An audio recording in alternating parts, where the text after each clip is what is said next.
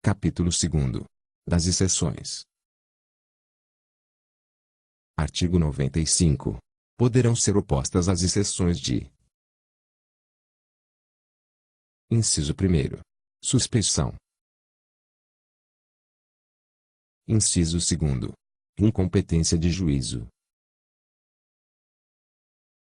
Inciso 3º. Litispendência. Inciso 4º. Ilegitimidade de parte. Inciso 5º. Coisa julgada. Artigo 96. A arguição de suspeição precederá qualquer outra, salvo quando fundada em motivo superveniente. Artigo 97. O juiz que espontaneamente afirmar suspeição deverá fazê-lo por escrito, declarando o motivo legal, e remeterá imediatamente o processo ao seu substituto, intimadas as partes. Artigo 98. Quando qualquer das partes pretender recusar o juiz, deverá fazê-lo em petição assinada por ela própria ou por procurador com poderes especiais, aduzindo as suas razões acompanhadas de prova documental ou do rol de testemunhas. Artigo 99. Se reconhecer a suspeição, o juiz sustará a marcha do processo, mandará juntar aos autos a petição do recusante com os documentos que a instruam, e por despacho se declarará suspeito, ordenando a remessa dos autos ao substituto. Artigo 100. Não aceitando a suspeição, o juiz mandará autuar em apartado a petição, dará sua resposta dentro em 3 dias, podendo instruí-la e oferecer testemunhas, e, em seguida, determinará sejam os autos da exceção remetidos, dentro em 24 horas, ao juiz ou tribunal a quem competir o julgamento. Parágrafo 1º. Reconhecida, preliminarmente, a relevância da arguição, o juiz ou tribunal, com citação das partes, marcará dia e hora para a inquirição das testemunhas, seguindo-se o julgamento, independentemente de mais alegações. Parágrafo 2º. Se a suspeição for de manifesta improcedência, o juiz ou relator a rejeitará liminarmente. Artigo 101. Julgada procedente a suspeição, ficarão nulos os atos do processo principal, pagando o juiz as custas, no caso de erro inexcusável, rejeitada, evidenciando-se a malícia do recipiente, a este será imposta a multa de R$ 200.000 a 2 contos de réis. Artigo 102. Quando a parte contrária reconhecer a procedência da arguição, poderá ser sustado, a seu requerimento, o processo principal, até que se julgue o incidente da suspeição. Artigo 103. No Supremo Tribunal Federal e nos tribunais de apelação, o juiz que se julgar suspeito deverá declará-lo nos autos e, se for o revisor, passar o feito ao seu substituto na ordem da precedência, ou, se for relator, apresentar os autos em mesa para nova distribuição. Parágrafo 1º. Se não for relator nem revisor, o juiz que houver de dar-se por suspeito, deverá fazê-lo verbalmente, na sessão de julgamento, registrando-se na ata a declaração. Parágrafo 2º. Se o presidente do tribunal se der por suspeito, competirá ao seu substituto designar dia para o julgamento e presidi-lo. Parágrafo 3º.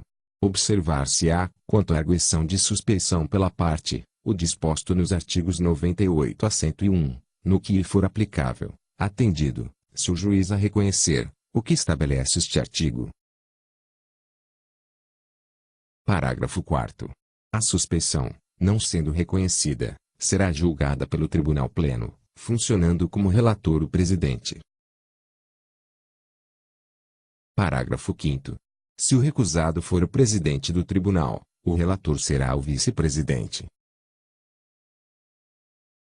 Artigo 104. Se for arguida a suspeição do órgão do Ministério Público, o juiz, depois de ouvi-lo, decidirá, sem recurso, podendo antes admitir a produção de provas no prazo de 3 dias. Artigo 105.